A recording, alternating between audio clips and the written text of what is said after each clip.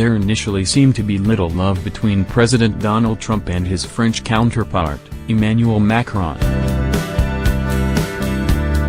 Macron made headlines when he swerved away from Trump and instead hugged German Chancellor Angela Merkel at a NATO summit last year. But while China's Xi Jinping and Japan's Abe Shinzo were treated to dinner at Trump's Mar-a-Lago club, Macron will have the honor of being the first foreign leader to be welcomed to the Trump White House for an official state visit, with all the ceremonial pomp that goes with it. White House Press Secretary Sarah Huckabee Sanders has confirmed the Macron visit, but said a date was still being finalized. French Foreign Minister Jean-Yves Le Drian said this week that Macron would visit Washington in late April, but referred to it as an official visit, not a state visit. The reason for the apparent discrepancy is unclear.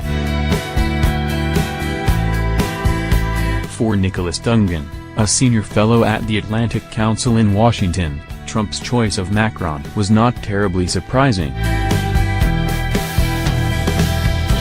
Macron's the golden boy, Dungan told NBC News.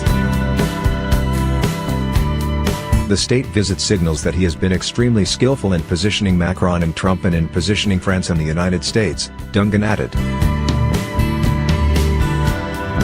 Yet their relationship didn't start on the best of terms. Show of dominance. During the French presidential election, Trump openly backed Macron's opponent, the far-right candidate Marine Le Pen, whose anti-Europe policies and isolationist stance contrast starkly with Macron's own pro-Europe, pro-globalization rhetoric. Then came the white-knuckle handshake at their first meeting on the sidelines of a NATO summit in Brussels in May. The French president, who reportedly studied Trump's unique style of forcefully yanking the other person's hand in a show of dominance, held on strong until it was the American president who backed down first. The video went viral. Later in the day, as leaders were gathering for a photo opportunity, Macron pointedly swerved past Trump to shake hands with German Chancellor Angela Merkel first. The snub was, again, widely reported. But since then, Macron seems to have changed his tune toward the American leader. Macron has handled Trump with incredible skill, respecting the individual and very importantly, demanding respect from Trump, Dungan said. A great guy.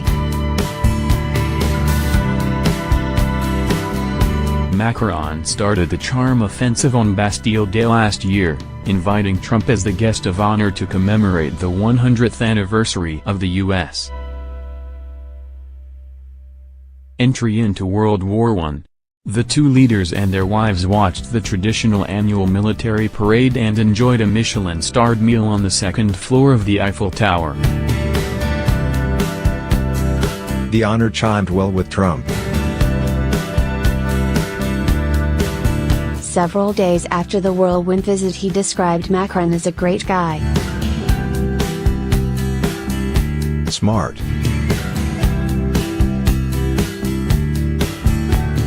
Strong, in an interview with the New York Times, adding that they had a great relationship.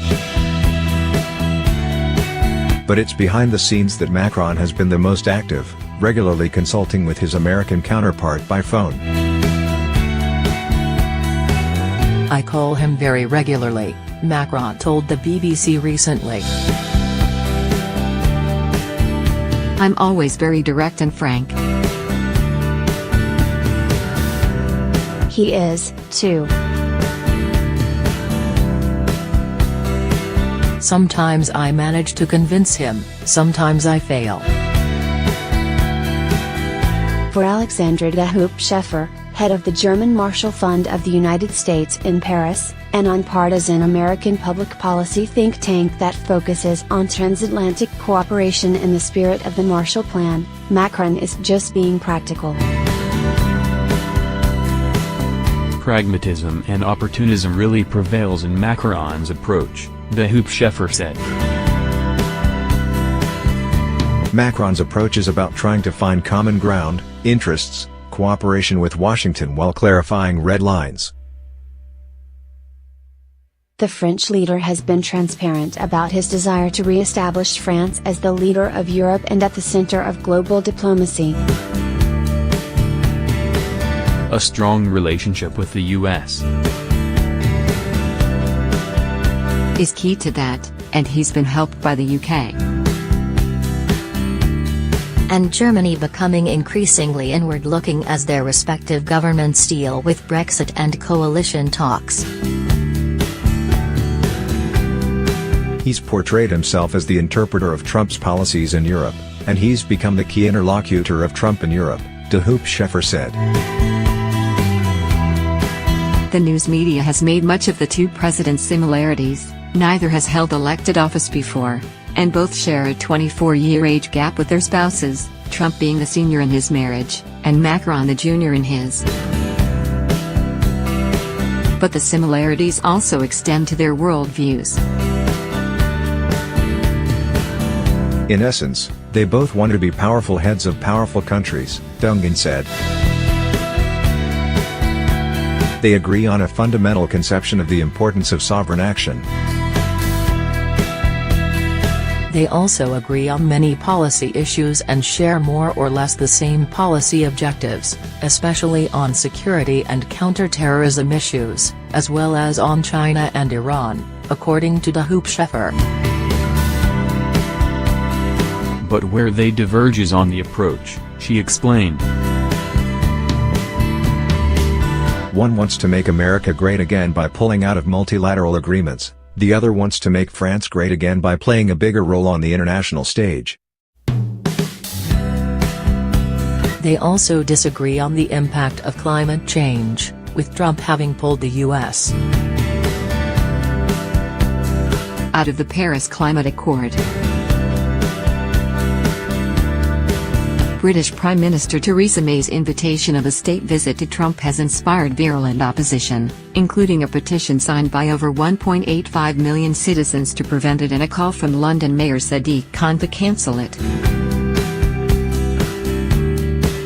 But unlike in the UK, the French public has been fairly relaxed about its leader's warm relationship with Trump.